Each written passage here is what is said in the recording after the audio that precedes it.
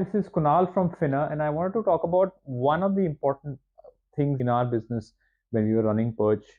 We used to find that that was one big source of sort of leakage. I think cash, which continues to be about 20 to 30% of all revenues, and about 20 to 30% of all costs are in cash. And generally, how people would do it, and that's how we used to do it as well, was that having a cash register. In any cash book, there are four inputs. There are basically two inputs and two outputs.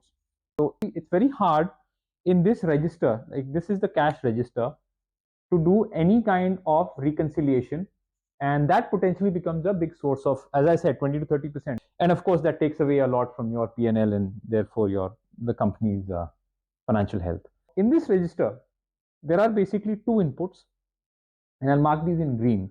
The first input is your client payments, anything that they pay, whether they're paying for check-in, whether they're paying at the time of checkout, or they're paying F&B, anything that comes in, right? And of course, there are two outputs, if there are any refunds, right? And of course, there are any expenses. So at the end of every shift, it should become zero.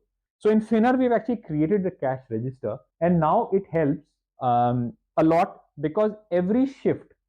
So if you've got shift one, let's say that goes from whatever 0 hours to 10 hours, and then 10 hours to 20 hours, and then 20 hours to 30, whatever 20, 6. Every shift there is a reconciliation at the end of it. It becomes zero. It gives on to the other shift. So therefore, all of this gets tallied up and shown in terms of who actually got the money. And this has dramatically changed the whole scenario in terms of cash reconciliation. And finally, we're able to get the exact number of amount of money. So this is something that we're building into our system at Finner, and we take a lot of feedback from clients.